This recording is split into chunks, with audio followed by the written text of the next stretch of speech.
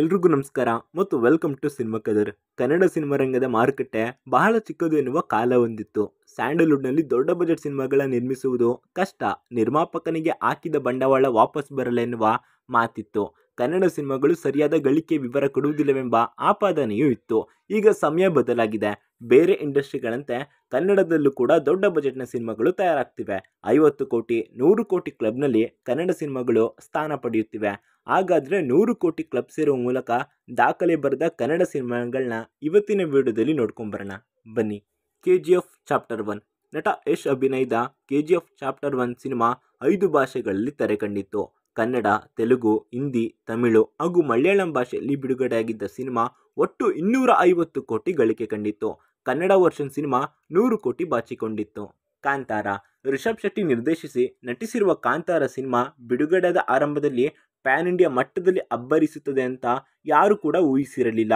ನಿರೀಕ್ಷೆಗೂ ಮೀರಿ ಅದ್ಭುತ ಯಶಸ್ಸು ಗಳಿಸಿದ ಕಾಂತಾರ ಸಿನಿಮಾ ಬಾಕ್ಸ್ ಆಫೀಸ್ನಲ್ಲೂ ಸಖತ್ ಸದ್ದು ಮಾಡಿತ್ತು ಕಣ್ರೆ.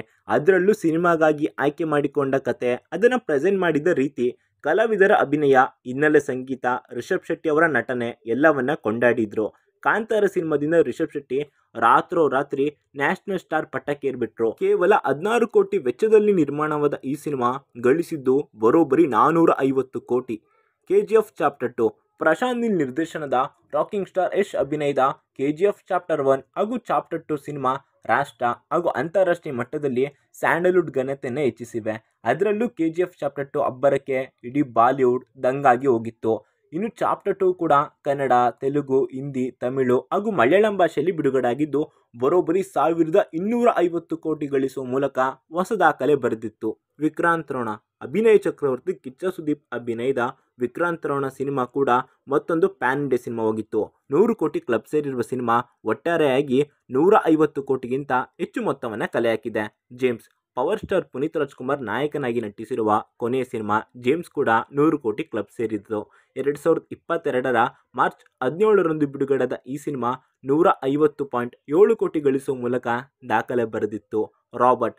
ಚಾಲೆಂಜಿಂಗ್ ಸ್ಟಾರ್ ದರ್ಶನ್ ಅಭಿನಯದ ರಾಬರ್ಟ್ ಸಿನಿಮಾ ಕೂಡ 100 ಕೋಟಿ ಕ್ಲಬ್ ಸೇರಿತ್ತು.